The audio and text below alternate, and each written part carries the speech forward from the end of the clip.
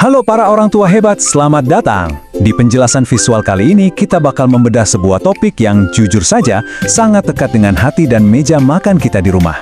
Yaitu, gimana sih cara paling ampuh buat melindungi gizi dan kesehatan keluarga kita? Nah, jawabannya ternyata bukan dengan mencari teknologi makanan terbaru loh, tapi justru dengan kembali menengok ke belakang ke kebijaksanaan luar biasa dari dapur leluhur Nusantara kita. Kita bakal kupas tuntas gimana kearifan lokal dalam menggunakan bahan alami itu sebenarnya adalah benteng terkuat kita dari bahaya zat aditif modern.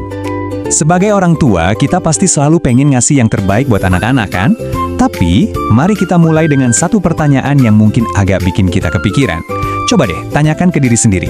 Apakah jajanan yang anak Anda beli dan makan setiap hari itu benar-benar aman? Seringkali nih, cemilan yang warnanya paling mencolok dan kelihatan paling menggugah selera di depan gerbang sekolah justru menyimpan bahaya yang sama sekali nggak kelihatan oleh mata kita. Kalau kita perhatikan temuan-temuan dari BPOM, jujur ini bikin kaget. Zat kimia berbahaya itu ternyata nongkrong tepat di depan mata kita, di makanan sehari-hari. Tahu putih dan mie basah yang sering kita kira sehat-sehat aja, ternyata sering banget kedapatan mengandung formalin. Terus kerupuk merah yang biasanya jadi rebutan anak-anak, seringkali itu diwarnai pakai pewarna tekstil, rodamin B. Belum lagi bakso atau cilok yang kenyalnya kadang nggak wajar, karena pakai boraks.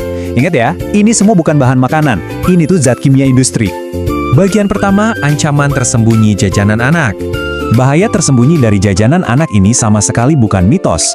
Zat-zat aditif sintetis ini bawa ancaman yang benar-benar serius buat anak-anak kita yang badannya masih dalam masa pertumbuhan.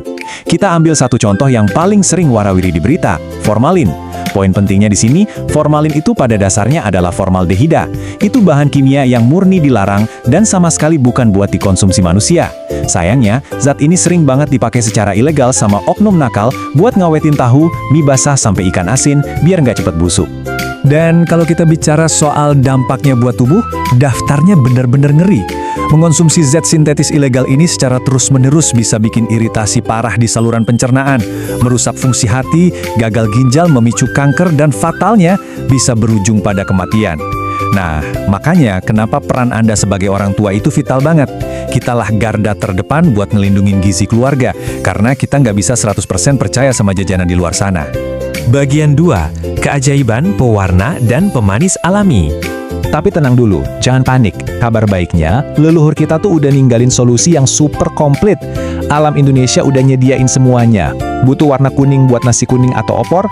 Kita punya kunyit yang kaya banget akan antioksidan.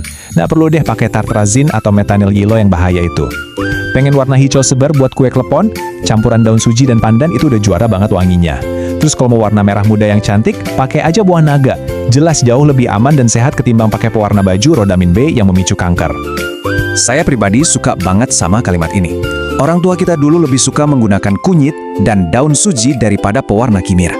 Ini tuh ngasih tahu kita betapa briliannya orang zaman dulu. Kearifan lokal kita udah jauh mendahului sains modern dalam urusan gizi. Kita harusnya bangga banget punya tradisi kuliner yang terbukti nggak cuma bikin makanan tampil cantik menggoda, tapi juga menyehatkan badan. Hal yang sama juga berlaku buat pemanis loh. Bayangin deh rasa manis yang khas dan legit dari gula aren asli di segelas bajigur hangat, atau manisnya madu murni. Sekarang, coba bandingin sama pemanis buatan kayak aspartam atau siklamat yang sering banget ada di minuman kemasan anak. Pemanis buatan emang sih rendah kalori, tapi kalau dikonsumsi berlebihan, itu bisa ngacauin sistem metabolisme tubuh kita. Jadi, buat urusan manis-manis, alam Nusantara udah pasti jadi pemenangnya. Bagian 3, tradisi pengawatan makanan Indonesia. Jauh sebelum pabrik kimia modern itu ada, masyarakat kita udah jadi ahlinya seni mengawetkan makanan loh. Rahasianya apa? Ya bumbu dapur sehari-hari. Garam dipakai buat ngawetin ikan asin dengan sangat aman. Gula dipakai buat bikin manisan buah, kayak kolang-kaling. Terus cuka alami dan asam jawa buat bikin acar atau rujak awet. Bahan-bahan simpel ini sukses banget menahan bakteri tanpa kita harus main-main sama bahan mematikan kayak formalin atau natrium nitrit berlebih yang sering ada di daging olahan pabrik. Nah, kalau kita butuh satu bukti pamungkas, seberapa keren kearifan lokal kita? Jawabannya cuma satu, rendang. Coba pikir deh, ini luar biasa banget. Gimana bisa hidangan daging yang pakai santan tebal bisa awet berminggu-minggu di suhu ruang tanpa seujung kuku pun pengawet kimia? Kuncinya ada di rempah yang melimpah, kayak daun salam, lengkuas, kunyit, ditambah proses masaknya yang pelan dan butuh kesabaran ekstra. Ini benar-benar mahakarya sains kuliner tradisional kita. Bagian 4, penyedap alami cita rasa Nusantara. Makanan Indonesia itu nggak bakal lengkap kalau nggak ada rasa gurih atau umami. Memang sih, banyak dari kita sekarang terbiasa pakai MSG buatan kayak micin. Memang MSG itu aman kok selama dalam batas wajar. Tapi buat sebagian orang yang sensitif, ini bisa bikin pusing atau mual. Terus solusinya apa dong? Coba deh bongkar lagi dapur kita. Kita punya kaldu daging asli, terasi udang yang difermentasi, petis sampai kecap manis. Bahan-bahan ini tuh secara alami kaya banget sama glutamat yang ngasih rasa umami yang jauh lebih dalam, kompleks, dan pastinya bebas pusing. Oh ya, urusan tekstur makanan juga sama aja. Daripada pakai bahan pengental sintetis dari pabrik, kayak CMC atau alginat yang sering dipakai di makanan kemasan, leluhur kita punya cara yang jauh lebih asik. Buat bikin pempek yang kenyal atau kuah es cendol yang pas, mereka cukup pakai tepung sagu, tepung beras, atau bahkan kelapa parut aja. Hasilnya tetap kenyal, tetap kental, tapi 100% alami.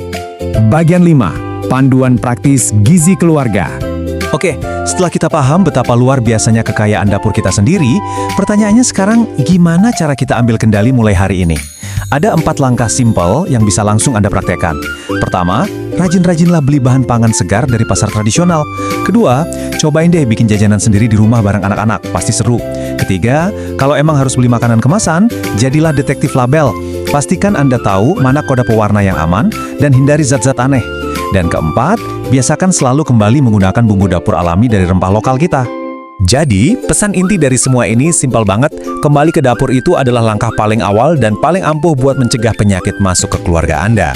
Dapur di rumah Anda adalah perisai paling kuat. Yuk, cobain bikin bakso sapi sendiri yang kenyal alami tanpa boraks, atau racik es buah seger yang warnanya cakep pakai buah naga dan manisnya pakai lelean gula aren asli. Andalah sang pemegang kendali penuh atas kesehatan orang-orang tersayang. Sebagai penutup sesi kali ini, saya mau ninggalin satu pertanyaan buat Anda renungkan. Dengan semua kehebatan kearifan lokal yang udah kita bongkar hari ini, mulai dari cerahnya warna kunyit sampai rahasia awetnya rendang, resep warisan leluhur apa nih yang bakal Anda masak buat keluarga hari ini? Mari kita hidupkan lagi keajaiban dapur sehat Nusantara di rumah kita masing-masing. Terima kasih banyak sudah menyimak penjelasan ini, dan sampai jumpa di pembahasan seru berikutnya.